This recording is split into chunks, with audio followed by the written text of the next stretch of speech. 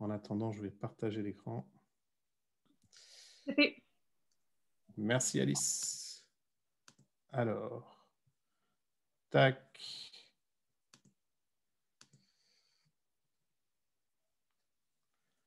Voilà, bon. Alors, c'est vrai que les études de sciences politiques et de relations internationales, c'est l'un des domaines, on va dire, les plus prisés par nos étudiants quand même, au même titre que le commerce ou l'ingénierie ou d'autres formations un petit peu généralistes de ce type. Ça attire beaucoup pour beaucoup de bonnes raisons. Et donc, on va essayer de voir ensemble quelles raisons, justement, peuvent vous motiver à faire ce type d'études et sur quoi ça débouche, en fait, ce qui est quand même très important. Et pour commencer, de manière générale, pourquoi faire ces études-là à l'étranger ou des études au sens large du terme, d'ailleurs, à l'étranger? Plein de raisons qui peuvent motiver un jeune à tenter l'aventure à l'international.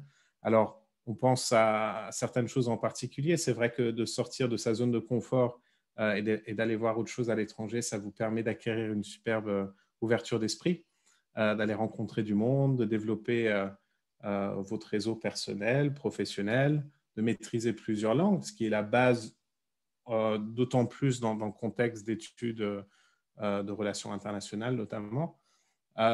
Et c'est une manière vraiment de vous distinguer sur le marché de l'emploi et qui va au-delà de la simple expérience type Erasmus d'un semestre à l'étranger. C'est vrai que plus ou moins tous les étudiants aujourd'hui disposent d'une petite expérience à l'international sur le CV et l'idée d'aller faire tout un diplôme à l'étranger, c'est une vraie manière de vous démarquer là pour le coup vis-à-vis d'employeurs ou vis-à-vis d'écoles par la suite si vous voulez continuer vos études en France. Voilà, c'est une vraie manière de vous démarquer. Alors, bon, quand on parle des études à l'étranger, c'est vrai que les possibilités sont presque infinies en fin de compte.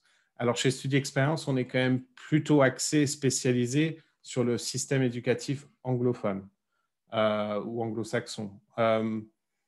Alors, ce qui n'empêche pas qu'on peut proposer des destinations non anglophones, comme l'Italie, justement, avec l'université de Luis. Mais vous allez le voir, Luis est quand même bien ancré, est bien inspiré du système anglo-saxon, je pense. Marianne nous confirmera, et Léonore aussi.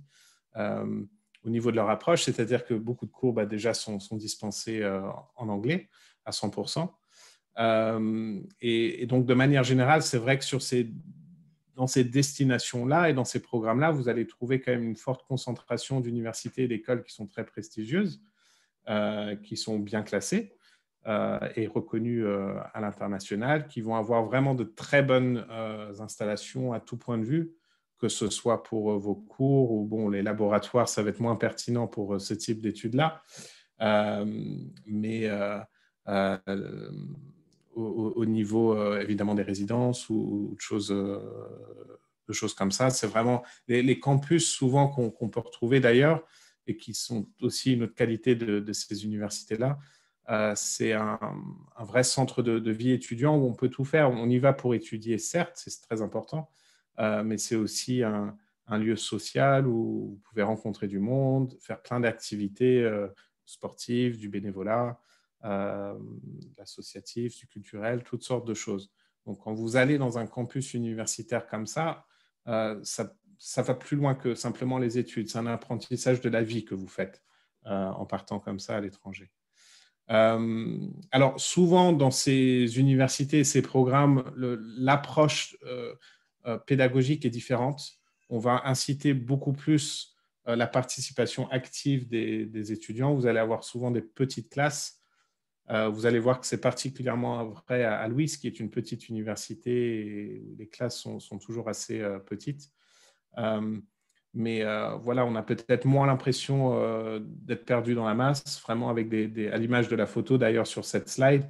Vous pouvez vous attendre à des petites classes et avec beaucoup d'interactions avec les professeurs. On s'attend en fin de compte à ce que vous arriviez en cours déjà préparé, en ayant fait pas mal de lectures et de recherches au préalable. Et l'idée des cours, c'est d'aller creuser le sujet, de débattre de certaines choses. Et encore une fois, c'est d'autant plus vrai, je pense, pour des études de politique et de relations internationales où on va beaucoup vous apprendre à argumenter, à réfléchir de manière critique, à analyser les actualités notamment. et voilà, en débattre entre étudiants et avec les professeurs également. À mon sens, une autre grande richesse de ce système éducatif-là, c'est la flexibilité, à la fois au niveau des cursus. Vous allez voir que c'est possible souvent de combiner différentes matières qui sont plus ou moins liées d'ailleurs, mais également une flexibilité au niveau des débouchés. Hein. C'est-à-dire que contrairement au système français où il faut bien dire qu'on est quand même assez rigide au niveau des débouchés, c'est-à-dire que pour travailler en entreprise, on fait une école de commerce, pour être ingénieur, voilà, on fait des études d'ingé, pour être prof d'histoire, on fait des études d'histoire.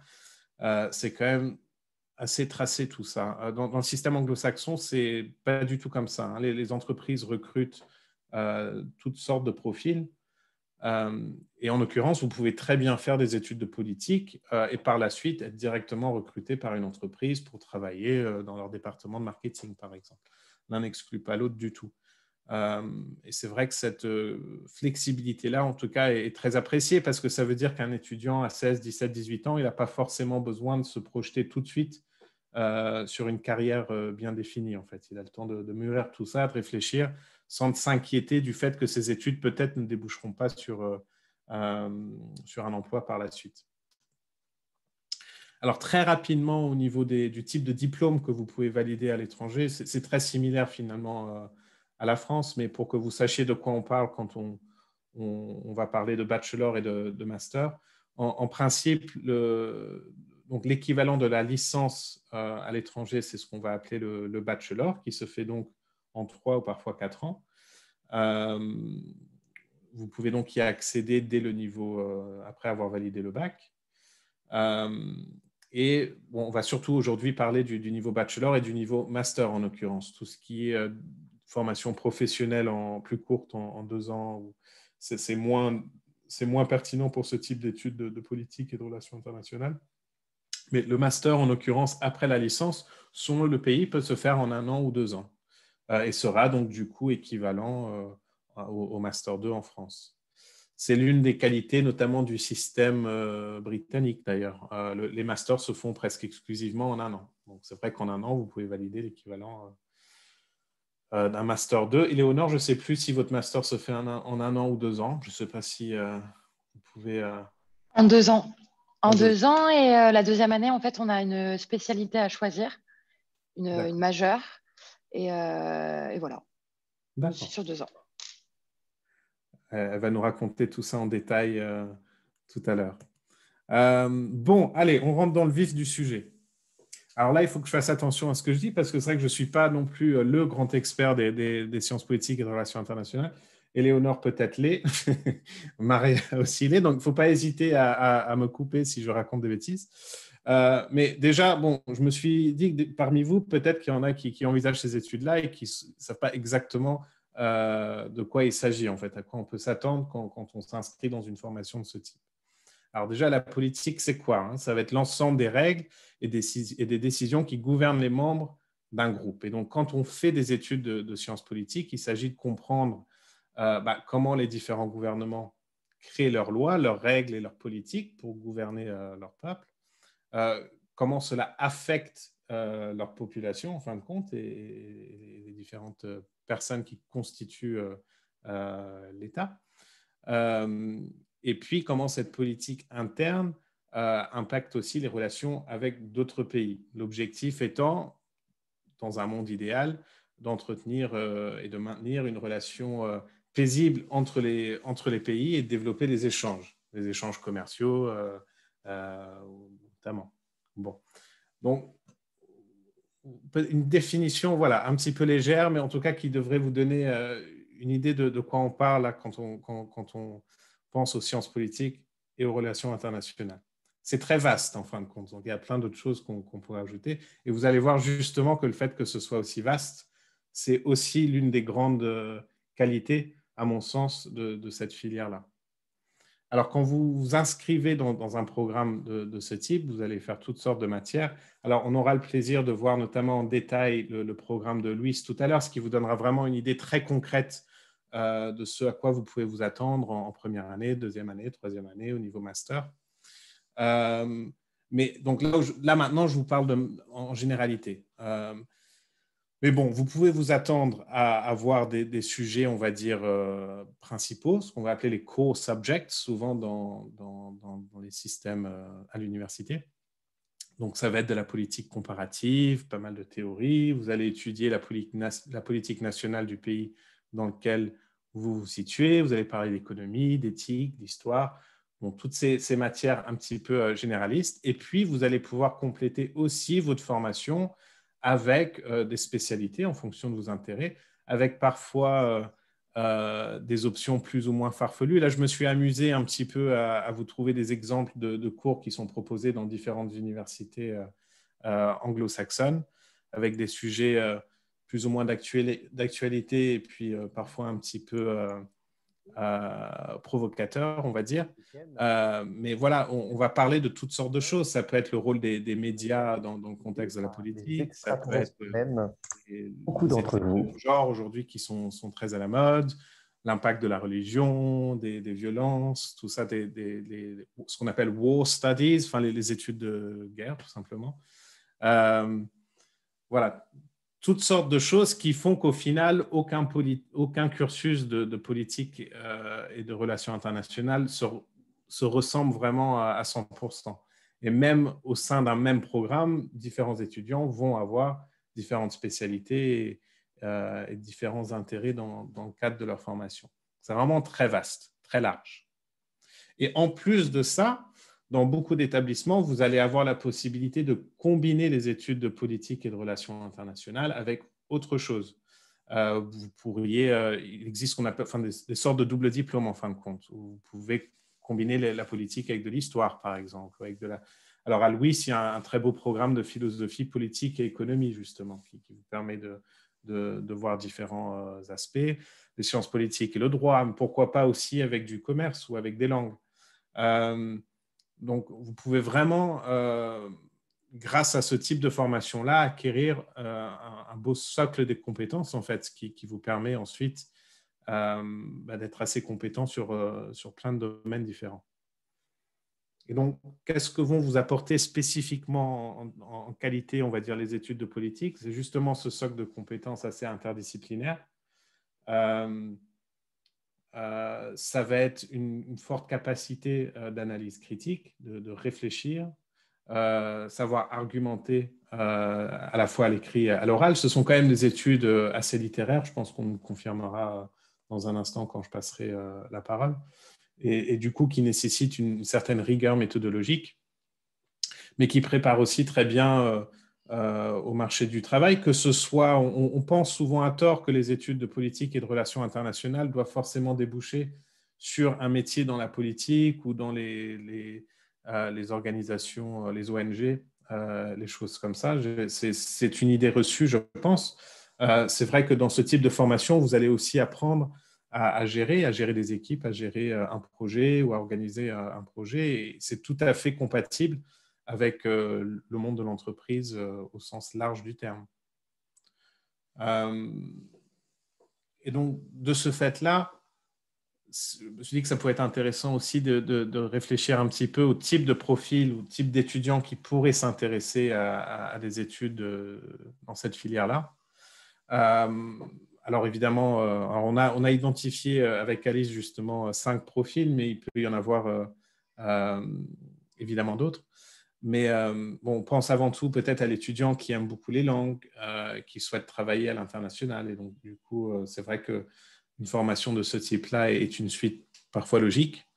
C'est très bien aussi pour l'étudiant généraliste qui est fort un petit peu en tout et qui ne sait pas vraiment dans quoi il souhaite se spécialiser précisément. L'étudiant curieux aussi qui aime beaucoup débattre des sujets d'actualité ou échanger avec d'autres étudiants. Là, pour le coup, il sera comblé. C'est vrai que c'est vraiment... je pense que la prise de tête à ce niveau-là doit être assez forte et souvent passionnante, certainement. Très bien pour les étudiants plutôt littéraires qui aiment beaucoup lire et écrire. Et plus généralement aussi, très bien pour les étudiants qui ne sont pas encore totalement fixés sur leur orientation et qui ne veulent pas se spécialiser. On a fait, il n'y a pas si longtemps, un webinaire similaire sur les études interdisciplinaires à l'étranger, je pense qu'on peut ranger la politique et les relations internationales un petit peu dans cette catégorie-là d'études qui permet vraiment de construire un cursus à la carte avec différents domaines assez différents en fin de compte. Voilà. Et donc, que faire justement après des études de sciences politiques et de relations internationales? Alors, toutes sortes de choses, ça dépend du niveau auquel vous étudiez aussi. Pour ceux qui font ça au niveau de la licence, vous pouvez peut-être dans un premier temps envisager de vous spécialiser au niveau master, comme Éléonore. Vous pouvez très souvent aussi faire ce type d'études en amont d'autres choses, en fait. Beaucoup d'étudiants font ça avant de faire du journalisme, par exemple. Ou avant de faire du droit. C'est vrai qu'en France, on a tendance peut-être plus souvent à faire du droit au niveau post-bac. Et ben, dans les pays anglo-saxons, c'est moins courant, en fait. La plupart des étudiants font du droit après la licence. Aux États-Unis, c'est même obligatoire. C'est impossible de faire du droit post-bac. Donc, souvent, les étudiants font autre chose avant, comme ce type d'études-là, et enchaînent ensuite avec des études de droit ou de commerce. Bon, vous n'allez pas devenir chirurgien ou ingénieur, ça, je pense que ça va de soi. Mais voilà, ça débouche sur plein de choses. Ça débouche aussi sur éventuellement les écoles françaises, pour ceux qui pensent peut-être à des écoles comme Sciences Po. C'est vrai que Sciences Po aime beaucoup ce type de profil, justement, d'étudiants qui sont partis à l'étranger pour leur premier cycle et qui reviennent du coup avec plusieurs langues, avec une autre expérience, une autre façon de voir les choses. Et le processus d'admission est d'ailleurs assez nettement facilité. C'est-à-dire qu'on ne passe plus du tout par le système de concours, mais vraiment avec un système d'études de dossier, en fait. Et voilà, je dirais que c'est quand même, vous avez plus de chances de rentrer au niveau master à Sciences Po qu'en postulant directement après le bac. Et puis, évidemment, vous pouvez travailler après ce cursus. Alors, après un master, évidemment, mais même après la licence, hein, puisqu'encore une fois, c'est vrai qu'en France, on parle beaucoup du bac plus 5. C'est quelque chose qui est vraiment ancré dans la mentalité française. Mais dans les pays anglo-saxons, alors je ne sais pas ce qu'il en est en Italie, et peut-être qu'Éléonore et Maria nous en diront quelque chose tout à l'heure, mais c'est vrai qu'en tout cas pour le Royaume-Uni ou les États-Unis, le Canada, la plupart des étudiants en fait travaillent directement après la licence et sont formés en fait sur le terrain ensuite par l'entreprise. Donc ils n'ont pas forcément besoin de s'être spécialisés à un niveau très élevé avant d'accéder au marché du travail. Bon, donc voilà pour moi. Peut-être simplement pour vous récapituler rapidement les services qu'on propose chez Studi Experience. S'il y en a donc, parmi vous, et je suppose que c'est le cas, qui réfléchissent à faire des études de ce type à l'étranger, nous, on est là pour vous accompagner dans les démarches, en fait, tout simplement. Donc, pour vous aider à identifier les universités, les qui vous correspondent en fonction du profil que vous avez, et pour gérer et accompagner dans toutes les démarches administratives, sur le travail de l'aide de motivation, par exemple,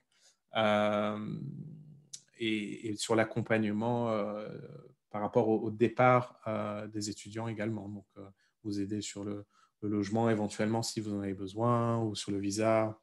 Voilà. Voilà à quoi on sert. Donc, si vous avez des questions, alors je vous mets notre adresse email voilà, rapidement. De toute façon, on va vous envoyer un email suite à ce webinaire, en vous envoyant l'enregistrement du webinaire et pour vous proposer notamment un rendez-vous en individuel si vous souhaitez aborder votre projet de manière plus précise avec un conseiller. Donc voilà, n'hésitez surtout pas à nous contacter si vous vouliez plus d'informations.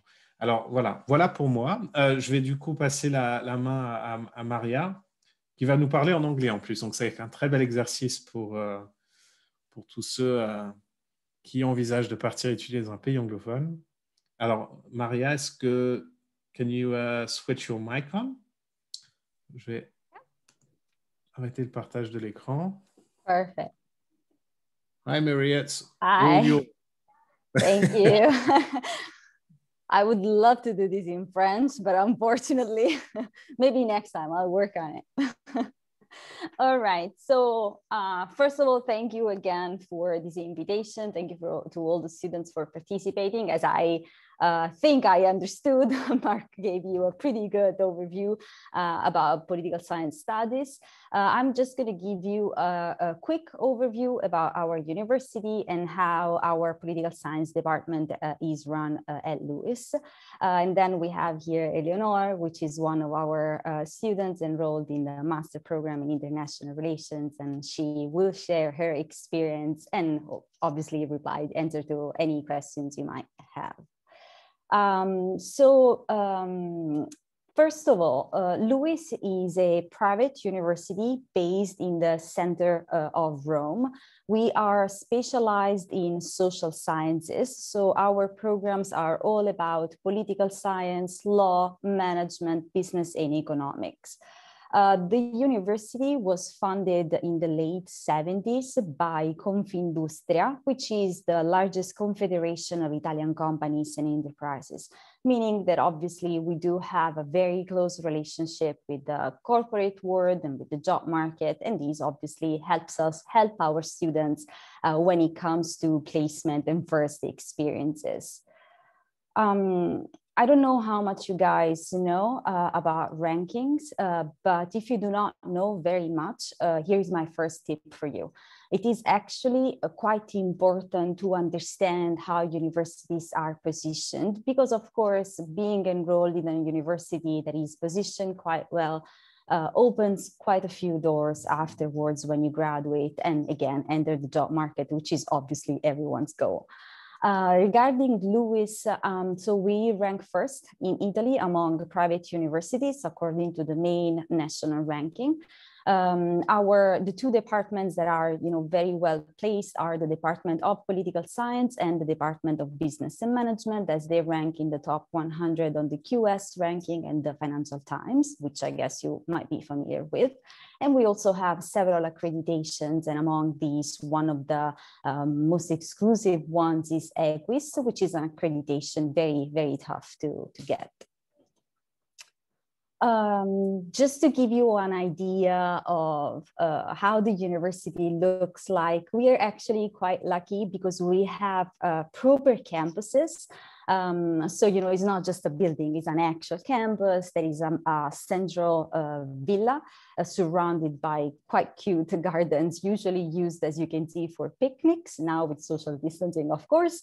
But they are pretty much all the same. The campuses, as I mentioned, were originally Roman villas, which means that it's actually quite common to find statues, fountains around.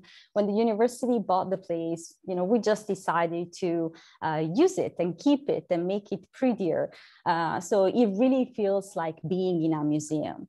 Obviously on campus, we know that it's important to study, of course. The academic life is the main point of being enrolled in a university. However, we also do care very much about you guys having fun.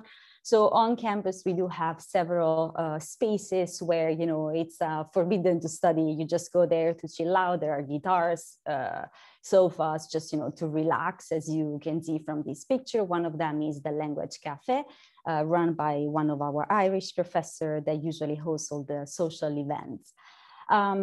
Here, among the pictures, you also see a picture of a room. Obviously, being a private university, we offer all the services that you can think of. And among these, there is, of course, also the accommodation service. So as you can see, our dorms are particularly nice. They are ex-hotels that the university bought and renovated. So, they have all the services that you might need and are obviously very safe as well. We are a social science university, so few numbers are obviously mandatory. So let's go quickly through them. We said before that we focus on some subject topics, and these are obviously reflected in the 4 departments that we have, which are economics and finance, business and management, political science, and law. We are a middle-sized university, meaning that we have less than 10,000 students, and we do want to keep it that way. Having a tinier, let's say, university helps us help you to achieve your goals. For instance, here the student-professor ratio is 7:1, which means that you really, really have access to the faculty pretty much all the time, anytime you need them. Being middle-sized also helps us support you when you struggle with specific exams, when you go through, you know, particular, maybe tough moments. And this is why we do have an abandonment rate of 0%. So nobody is basically left behind. You know, one of the questions the students usually ask me, well, in person before, now obviously online, is, okay, but you know, why Luis? Like, what's your value? Why you? So it's obviously a quite tough question to answer. But in my personal opinion, I think that Luis bases upon two very big columns. One is represented by the international breadth that the university has. Internationalization has been the core of our university for several years now, and we are, you know, you never get there, but we are in a pretty good position right now. You can see this not only by the, obviously, several nationalities represented on campus, but also through the agreements that we have with universities worldwide. In particular, one of our main focuses is the development of double degrees, which are incredible, amazing experiences because they allow you to spend 1 year in a partner university and earn at the same time 2 different degrees. The other very big column is represented by the relationship that we have with the corporate world. We mentioned it a little bit earlier. We were created by Confindustria, and so this relationship is still there. On average, our graduates find their first job within 2 months from graduation. So, you know, it is quite quick. And 90% of our alumni are fully employed after 1 year. So obviously these two columns are in a way put together by the alumni. Right now we have about 45,000. They're all around the world. They are very, you know, supportive, and obviously we're very, very grateful. Staying within the alumni, I shared here just few names and few logos to give you an idea of where our alumni work afterwards. As we are focusing on political science, of course, here you see some of the main places related to the field. In particular, one of the logos refers to the Italian Ministry of Foreign Affairs. I think it is worth mentioning that Luis is in Italy, the university with the highest number of graduates that then start a career in diplomacy. So, you know, from this point of view, I would say we are quite well supported and connected. Many of, the current politicians quite often come here, give speeches. So the point is, that obviously studying political science here would allow you to participate to specific roundtables, get access to some seminars that otherwise it would be quite tough to get access to. Also, when you think about the country, remember that Rome hosts two of the headquarters of two of the UN agencies, which are the World Food Programme and the FAO. And it is actually quite common for students graduating in political science here to then, maybe start an internship there or afterwards even be hired. I tried to focus on this presentation about the few things that I think are very peculiar and particular about the university. So I know that you guys are familiar with the concept of lifelong learning, which obviously means that, you start with a university, you run an institution and you grow with it, into it, etc.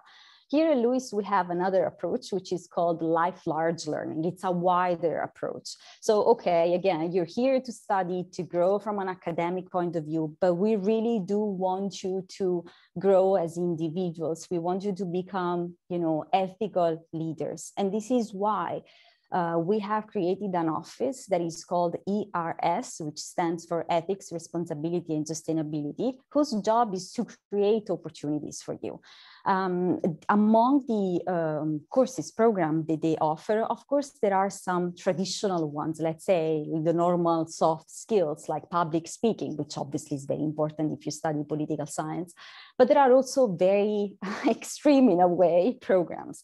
So just to give you an idea, a couple of years ago, a group of students was sent to Lampedusa, which I am not sure whether you know, but it's a tiny island just outside of Sicily that, you know, hosts a lot of migrants, and you know that the situation is actually quite tough.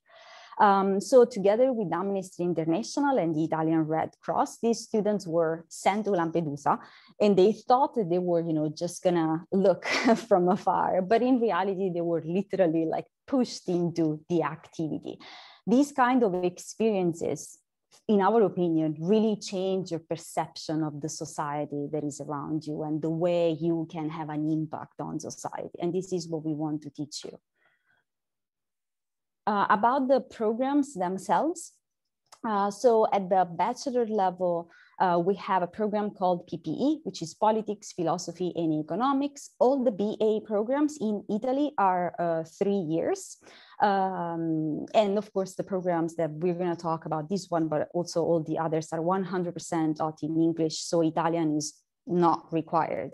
We do offer free Italian classes, just in case you want to try. As you speak French, it's not going to be that tough, and Eleonore maybe can confirm, but it's not mandatory, it's just optional.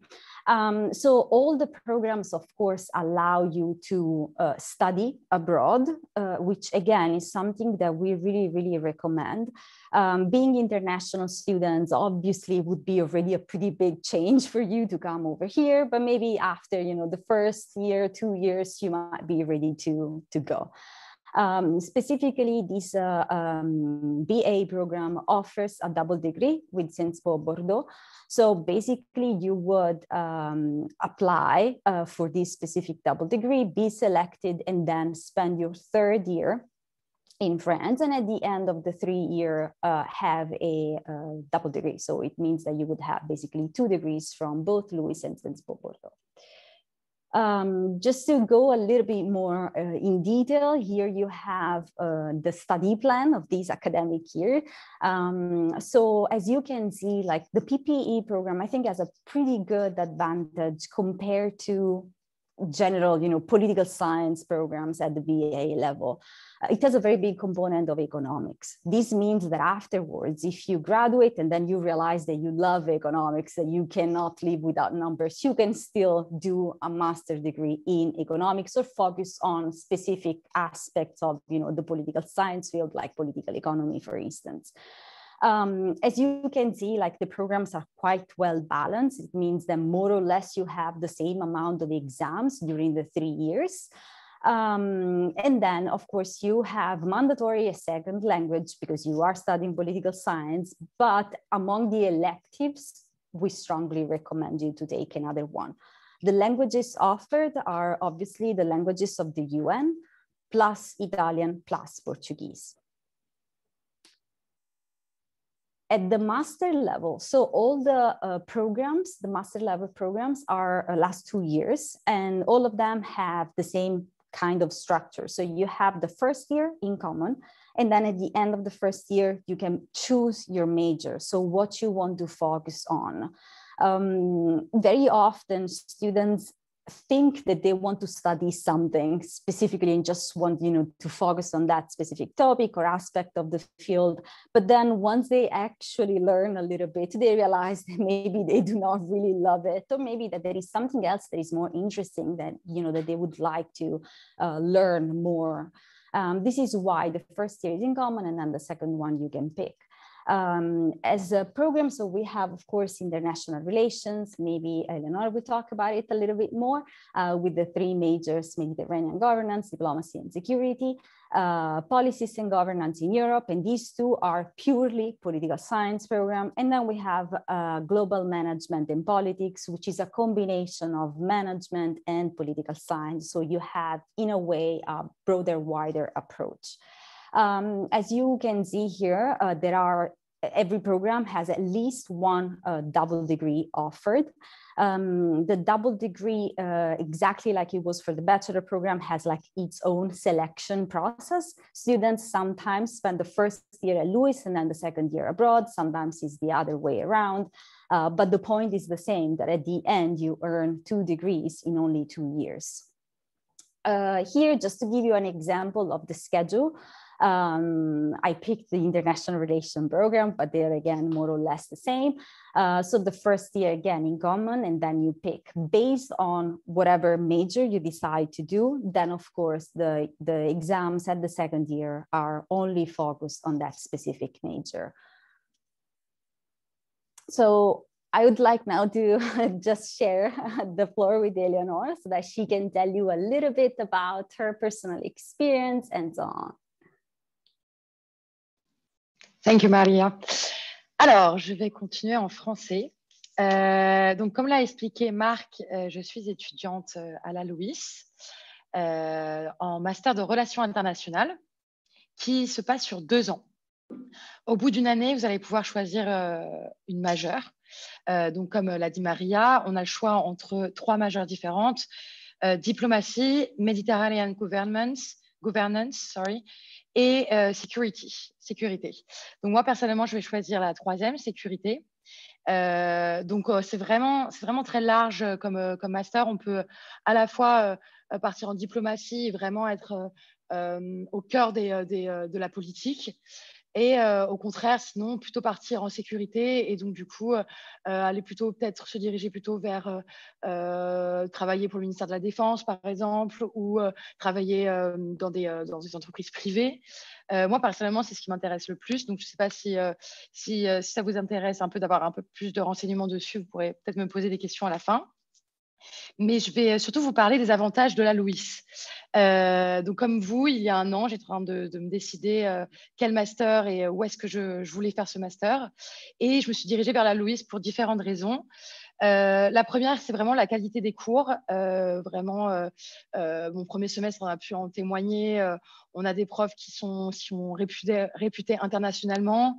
Par exemple, j'ai un professeur en comparative politics qui fait régulièrement des colloques à Sciences Po Paris, à l'ENS aussi, mais aussi, je crois, à Harvard aux États-Unis ou à l'Université Pennsylvanie.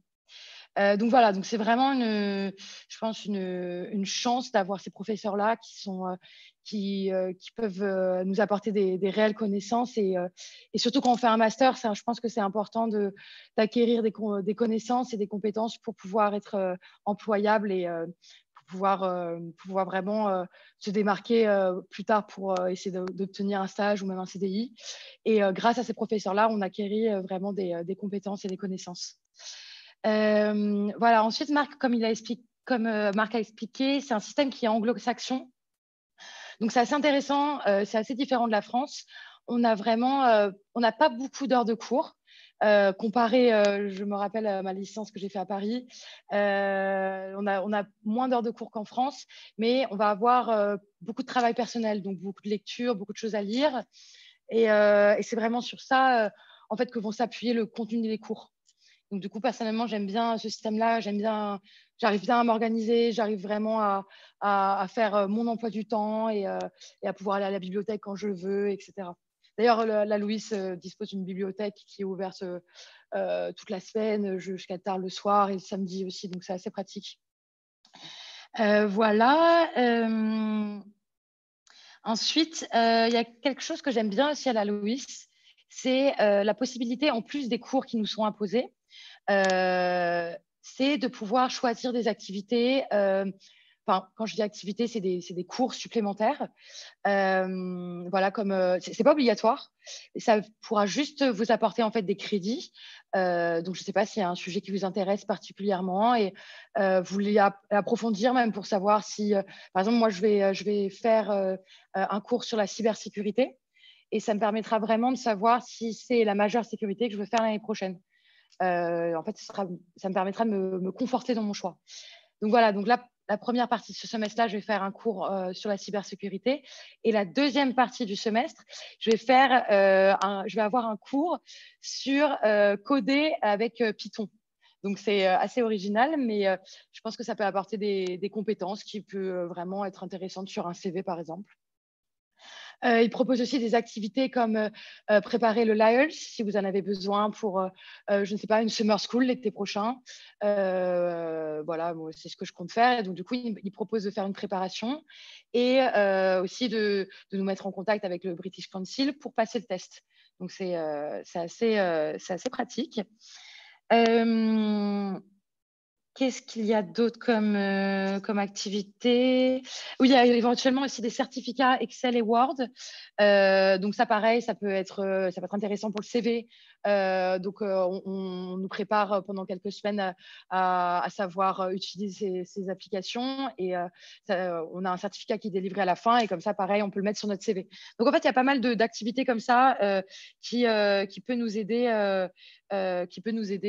voilà, on va dire, à ajouter à notre parcours classique d'autres compétences. Ensuite, il y a les activités aussi, et on va dire extrascolaires, comme tout ce qui est association. Donc, il y a beaucoup de clubs de sport. Il y a un club, moi, je fais partie du club de tennis, donc on peut s'entraîner plusieurs fois par semaine. Il y a des cours en fait qui sont réservés par exemple directement à la Louis, donc c'est sur des terres battues qui sont au soleil le long de la rivière, donc c'est vraiment agréable. Il y a aussi une association de ski, il y a une association de foot bien sûr. Enfin, il y a vraiment pas mal d'associations qui permettent de rencontrer déjà d'autres étudiants et puis aussi de pas forcément tout le temps penser au travail, mais aussi de pouvoir s'amuser un peu. Il y a également la possibilité, donc comme Maria l'a expliqué, la possibilité la deuxième année de votre master, par exemple, si vous en faites un qui dure 2 années, de partir en Erasmus. Donc, la Louis a beaucoup de partenariats en Europe, mais aussi à travers le monde. Bon, en ce moment, avec le Covid, c'est un peu particulier et c'est un peu difficile pour l'année prochaine de postuler à des Erasmus à l'étranger, en dehors de l'Europe. Mais en tout cas, en Europe, il y a énormément de choix et ils proposent même Sciences Po Paris. Donc voilà, pour vous dire qu'ils sont vraiment en partenariat avec des écoles vraiment renommées. Il y a HEC aussi, si vous voulez faire plutôt du business. Il y a la SCP et l'ESSEC. Donc voilà, il y a vraiment une multitude de choix et c'est assez intéressant. Ensuite, il y a quelque chose vraiment qui m'a plu à la Louis, c'est le système de notation.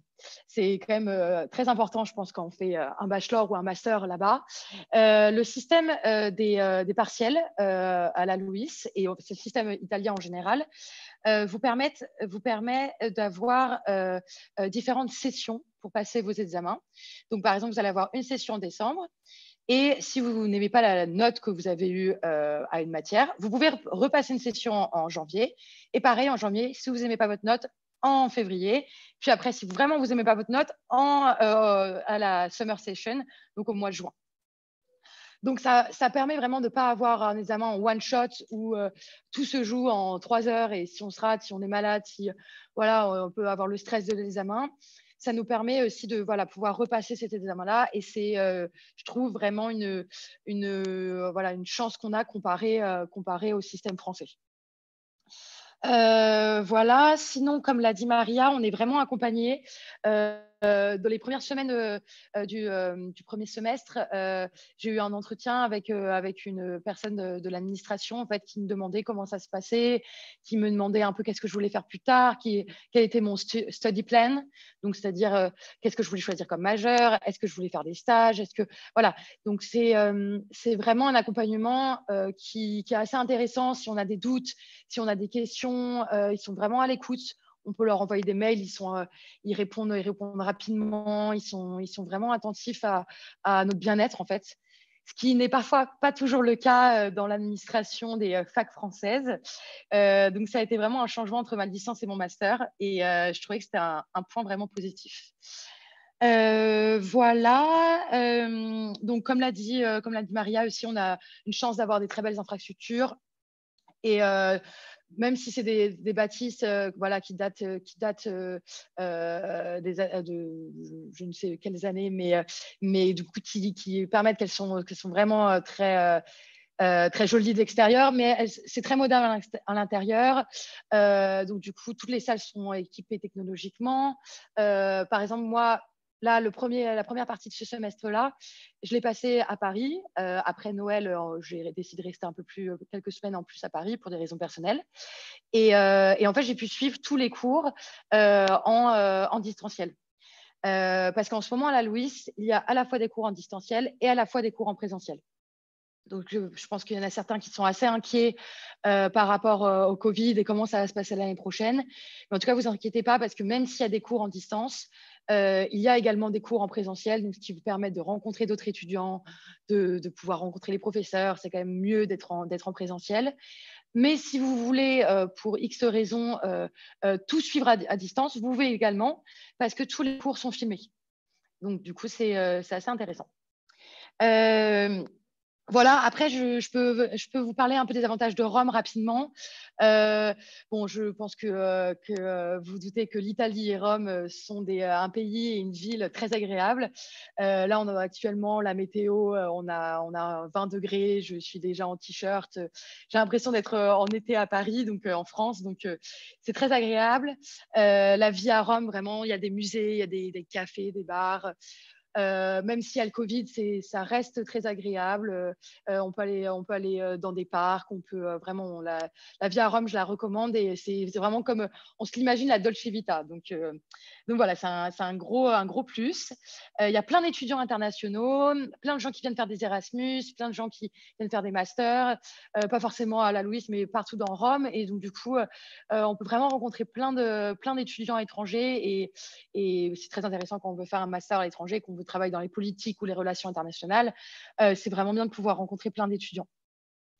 Et puis enfin, à Rome, c'est très facile et en Italie, c'est très facile de voyager.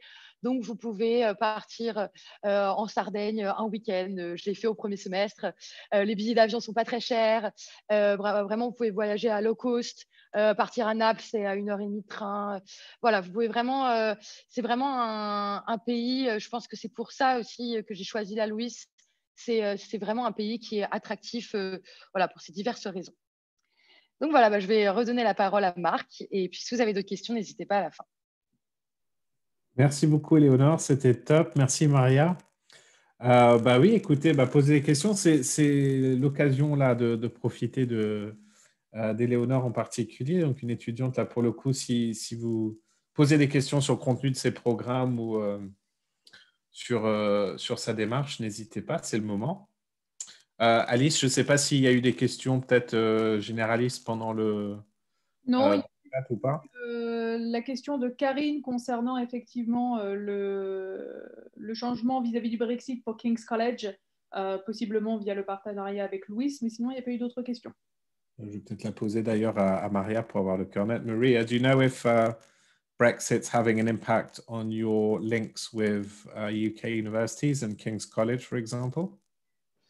So overall, of course, it is. I mean, for every European university, but specifically for the program with King's, no. Okay. And we have another question. So how does the selection process work for admission into Louis?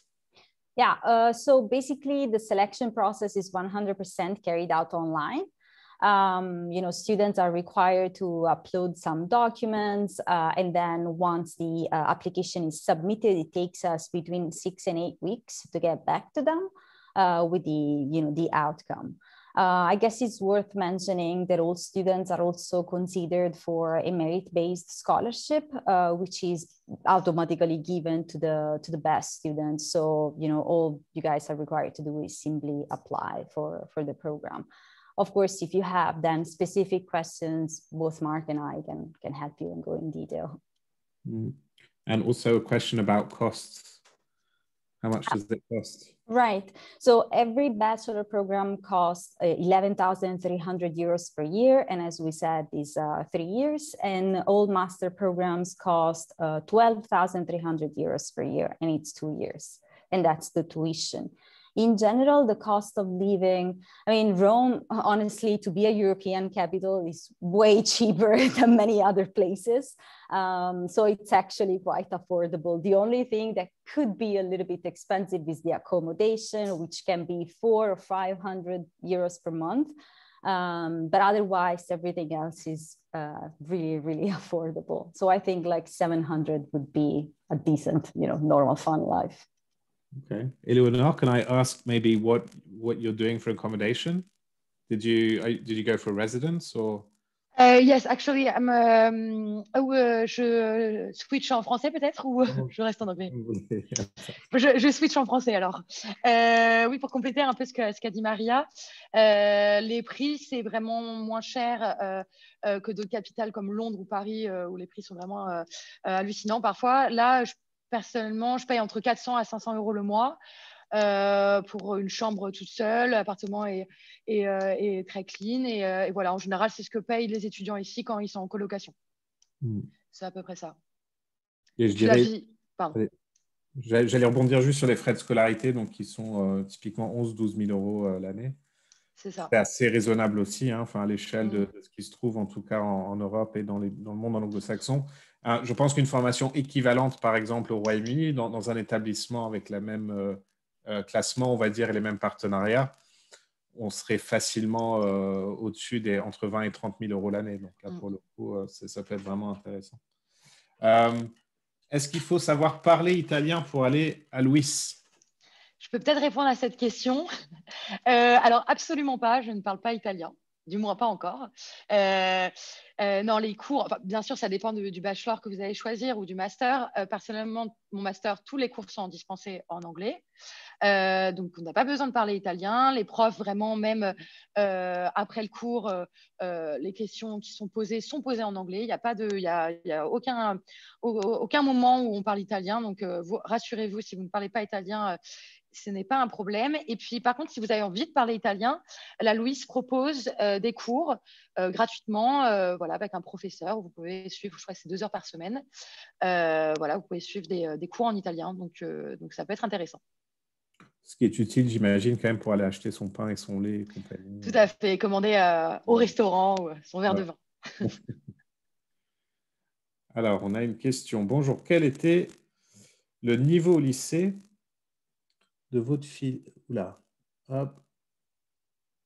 Alors, je ne sais pas si j'ai bien compris la question, je vais la lire. Quel était le niveau au lycée de votre filière au lycée pour accéder à Louis? Qu'est-ce qu'il faut comme note au bac, Karine, peut-être? C'est ça que vous voulez savoir? Ou pas tout à fait? Peut-être n'hésitez pas, Karine, à allumer votre micro. Qu'est-ce qu'il faut comme note au bac? En fait, c'est une admission. C'est vrai que Maria n'a peut-être pas trop n'est pas rentrée dans le détail, mais l'admission à Luis est faite, en tout cas au niveau post-bac, sur dossier exclusivement. Et donc, on va évaluer les relevés de notes, mais pas que, en fait. C'est un ensemble. Il y a aussi une lettre de motivation, lettre de recommandation. Enfin, l'étude de dossier, on va dire, est quand même assez complète. Donc, on peut très bien avoir d'ailleurs un étudiant peut-être avec des notes un peu moins brillantes, mais qui par ailleurs démontre une vraie motivation, qui sera admis. Mais bon, de manière générale, c'est vrai que ce sont des étudiants qui tournent en principe autour des 14-15 moyennes, 14-15 de moyenne au bac, je dirais, pour vous situer à peu près. Mais ça ne veut pas dire qu'avec 12 de moyenne, c'est inaccessible. À 10-11, ça me paraît quand même déjà un petit peu plus compliqué. Mais bon. C'est vrai que Louis, c'est quand même une université qui est quand même bien sélective. D'accord. En fait, Marc, c'est Karine. C'est parce que c'est mon fils qui est aussi en train de regarder en même temps, c'est pour ça. Et du coup, on se pose des questions en simultané. Oui, parce que nous, on a une problématique avec les nouvelles spécialités du bac et on a du mal. Déjà en France, on ne sait pas, mais là, on a du mal à savoir ce qui va vraiment être exigé à l'étranger par rapport aux spécialités ici en place et du coup, quel niveau il va falloir aller chercher dans ces spécialités parce qu'on aura une belle expertise en histoire géopo, en SES, en éco, mais est-ce que ça va suffire? Je vais poser la question à Maria. So in France, there's the high school exam, so the French baccalaureate's undergone a bit of a reform recently. And so now it's a bit more like the A-level in the UK, whereby students can choose their subjects a bit more, right? And so potentially, it means the students can no longer study certain subjects on their final exam. Mathematics often is a casualty. For a student that wants to study PPE, so with economics or even business management, is mathematics a requirement, or would you just need the high school exam? So overall, we just need the high school diploma, you know, and make sure that everything is in place. Of course, when, you know, our professors go through the transcripts that students upload based on the program they're applying for, they do expect to see some, you know, subjects having been studied before. And definitely for economics, mathematics is one of them. However, I guess it's also very much based on whether the student can select the program, you know, so if the student chooses not to study or take an exam in mathematics, but as long as they study it during the program itself, that's enough. Brilliant. Karine, je ne sais pas si ça répond à la question, mais du coup, je pense que vous pouvez être détendu. Si, ça répond. Je vois que les maths sont encore... C'est quand même important. Mais... Oui. Non, mais voilà, ça répond à ma question. Merci.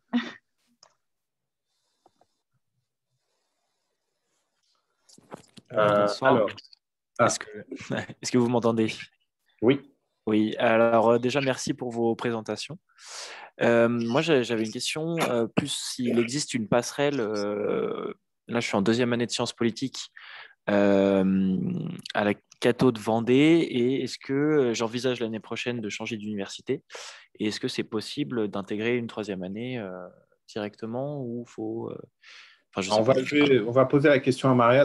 Honnêtement, ça me paraît un peu compliqué.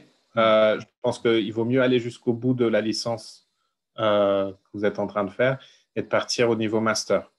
Mais on va poser la question, on ne sait jamais. Maria, do you accept transfer students? So would a student, for example, who has completed 2 years of politics or international relations in France be eligible for year 3 entry at Louis?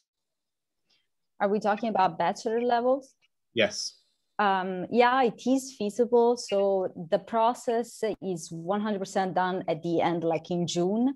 So students can like send to us the details of all the transcripts. And of course, they have to be admitted into their 3rd year at their home university. And then in June, once they, in theory, have already completed the exams, we can, you know, match them with the ones that we have here and then tell them if they are admitted into the 2nd year or the 3rd year and which exams they have to make up for. So it is possible. Techniquement possible, Victor, mais honnêtement, je pense qu'il faut vous attendre à faire plus qu'1 an dans ces cas-là. Oui. Non, parce que je me posais la question au niveau des crédits, comment ça se passait aussi. Mais... Ce n'est pas forcément automatique parce qu'en fait, pour rentrer en 3e année, il faudrait théoriquement que vous ayez fait exactement les mêmes matières en France que pendant les 2 premières années à Louis, en fait. Et c'est rarement le cas. Techniquement, c'est possible, mais c'est rarement le cas. Donc, il y aura forcément probablement des matières que vous n'aurez pas encore fait. Et que vous serez obligé du coup de reprendre. C'est pas les crédits ECTS, ça ne vous permet pas comme ça de switcher automatiquement entre les universités avant d'avoir validé un diplôme. Par contre, une fois que vous aurez validé la licence, évidemment, ça vous ouvrira la porte au niveau du master. Partout en Europe pour le coup. Thank you, Maria. On a une question au niveau des notes exigées pour accéder au master. What are the master's level entry requirements, Maria? What kind of grades are you looking for? Éléonore, je ne sais plus ce que vous aviez eu comme note. Très bonne note, j'imagine. Alors justement, moi, j'avais un parcours un peu particulier. J'avais pas des si bonnes notes que ça, mais comme j'avais un très bon CV avec pas mal d'expériences à l'étranger, et notamment à l'ambassade à Washington, je pense que c'était surtout ça qui avait pesé dans la balance. Et justement, peut-être que ça peut rassurer certains étudiants qui sont pas spécialement excellents en cours et qui n'ont pas 15-16 de moyenne. Ne vous inquiétez pas, il y a d'autres choses qui sont prises en compte également. Mais je dirais pour vous donner une indication, en principe, il faut viser au moins une mention, quoi. Donc, il faudrait au moins 12 de moyenne, je dirais, à la licence quand même. Je pense c'est ça, voilà, c'est ce que j'avais. J'avais 12-13 de moyenne environ. Alors, une question à nouveau des spécialités au niveau terminal, j'imagine. Qu'est-ce qu'il vaut mieux garder entre sciences économiques et sociales et géopolitique pour les relations internationales? Je ne sais pas. Éléonore, est-ce que vous avez un avis là-dessus? Eh bien, à l'époque, moi, je n'avais pas géopolitique au lycée. Je ne sais pas si c'est au lycée ou en bachelor. Je pense que c'est un peu équivalent. Honnêtement, moi, je dirais géopolitique parce que géopolitique m'intéresse plus, mais je ne pense pas que ça ait énormément d'importance. Les deux seront étudiés, en fait. Que ce soit en bachelor ou en master, on étudie les sciences sociales, on étudie l'économie et on étudie la géopolitique. Donc, ce sera peut-être plus au niveau de la préférence de l'étudiant, je pense. Les deux sont intéressants. En tout cas, au niveau de l'admission, je pense que le fait de faire SES ou géopolitique, s'il faut faire un choix entre les deux, ça ne jouera pas ça jouera pas au niveau de la sélection. Le fait de ne pas avoir retenu SES ne va pas vous bloquer pour être admissible à Louis. C'est plutôt parfois les maths qui peuvent être si on élimine les maths dans beaucoup d'établissements, ce n'est pas forcément le cas à Louis, mais dans d'autres universités, souvent, ça peut être un point bloquant. Donc, ça va bien réfléchir avant d'abandonner les maths, surtout. Mais surtout si vous voulez faire de l'économie dans le cadre de votre formation. Après, c'est vrai que pour un cursus classique de politique et de relations internationales, les maths, ce n'est pas forcément quelque chose de très important. Voilà. Est-ce qu'on a des dernières questions, peut-être? C'est votre dernière chance. Après, évidemment, si vous avez des questions plus personnelles en lien avec votre projet, comme je vous l'expliquais au début, on vous enverra un petit email en vous proposant notamment un rendez-vous avec un conseiller si vous le souhaitez. Mais voilà, si vous avez une dernière question, on se fera un plaisir d'y répondre en live. Oui, j'avais bien une question, moi. Donc là, je suis à King's College en 2e année de sciences politiques, du coup. Et donc j'aimerais faire un master, mais avant, j'aimerais bien faire une année en stage, ou en tout cas travailler pendant 1 an en entreprise, et savoir si c'était possible, en tout cas bien vu, de faire d'apply pour un master, tout en ayant dans un projet, en ayant 1 an où je travaille et après un master, si c'était bien vu ou pas. De postuler en différé, en fait, de dire je postule par exemple pour dans 2 ans et entre-temps je fais… On va demander à Maria pour voir déjà si cette démarche-là est possible de postuler pour dans 2 ans. Mais après, par rapport à l'idée de faire une année de stage après la licence, c'est à mon avis une très bonne idée. Très bien. À mon sens. Enfin, la preuve, je ne sais pas, Éléonore, si votre stage, vous l'avez fait dans le cadre d'une année de césure ou pendant des vacances, ou je ne sais pas comment ça s'est fait. Mais, oui, c'est ça. J'ai pris une année de césure entre ma licence et mon master. Et en général, c'est assez bien vu. Je sais qu'en France, on n'en parle pas trop, mais les gap years, c'est plutôt pas mal. Et ça permet d'avoir parfois des meilleurs masters en même. Donc, moi, j'encourage plutôt à faire cette gap year. C'est une bonne idée. Maria, is it possible to apply to Luis 2 years in advance so that a student can do a gap year in between? So have be provisionally admitted into a master's degree, for example. So Marie here is completing her bachelor degree at King's College, and she wants to do a gap year maybe afterwards before doing her master's. Mm-hmm. Is it possible to apply that soon in advance or not? For master students, not. So, they just apply at the end of their 3rd year or whenever they feel ready to do it, and we would evaluate them for that specific year. It is possible only for high school students enrolled in their 2nd to last year.